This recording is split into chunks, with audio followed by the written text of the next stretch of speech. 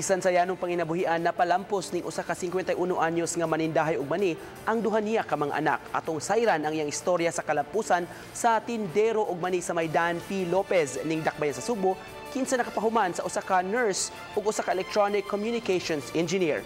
Ani ang kwento ng Pilipino.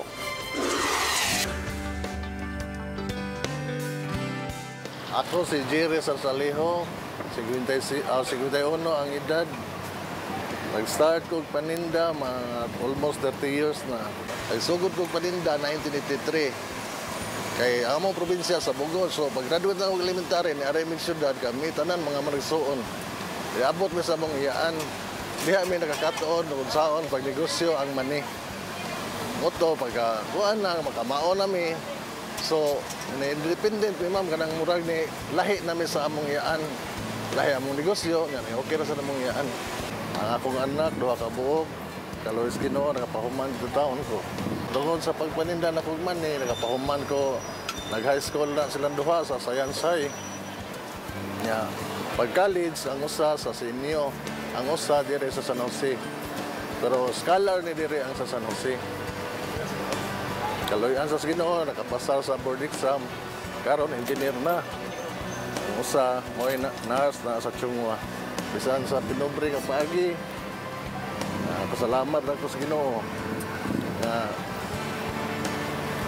nakahatuman ko sa obligasyon ako sa akong anak. Para gini akong gisaligan niya, daghan naman sa akong mga sukit tungkol sa akong gidugayon. Yan na sa mangumpra na ako, kanang mga paagi na sa wholesale na sa ilang pamalit ba. Padala ko din saligan ng mga retail kay daghan mangumpra nga mga vendor sa din, ay lasang ibarigya. Dako-dako kung makita mo eh. Kay ngano, kaning akong tabang diri mga pagumangkon sa nako, sulduan mo sa nako. So makakaon sa ilang pamilya.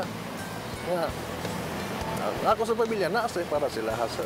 Ako wala ko mag-eskwela tungod sa kalisod sa amo kay ngano, sa probinsya ko dako layo kay eskwelahan. Pero kuan pa ta to, kay akong gidikanan kay wa sa hilig sa eskwela. Nga ako hilig ko sa mo sa kwarta. Unang naningkamutan sa ko nga magka-negosyo para makapahuman ko sa mga anak. Elementary graduate ako. Kay sa unang panahon ko, kay atong ginikanan, lahi man sa karon kay maingom dayon basta makamao na ka musuat, dili na ka maignorante. Ang ako lang kay istorya suban, bisan pa man tuod og naa kay may pangita. Ang imog yung pagkuhan sa imong anak. Taghang kwartahan mo, hindi ka mag-eskwela. Ako advice kung mga anak, pobre man kita dong. Eskwela lang mo. Pero daghang negosyo man ni ma'am, drop mo gani.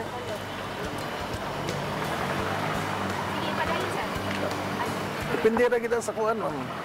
Kanang paswerte-swerte lang siguro ba? Kanang kamot, salig.